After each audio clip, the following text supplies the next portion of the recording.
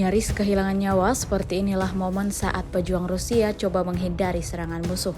Baru-baru ini sebuah rekaman ramai beredar dan menjadi perbincangan hangat warganet di media sosial Telegram pada Selasa 16 Januari 2024. Dalam rekaman yang diambil melalui kamera udara tersebut, tampak prajurit Rusia berdiri seorang diri menyerang tentara Ukraina dengan senjata yang dipegangnya.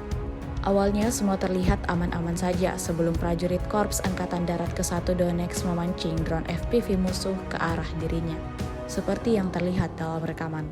Serangan drone tiba-tiba datang nyaris mengenai tubuh tentara Rusia tersebut. Beruntung ia sigap menghindar sehingga tak ada luka sedikit pun yang diterima prajurit Rusia tersebut. Hingga video ini beredar, beragam komentar dituliskan warganet.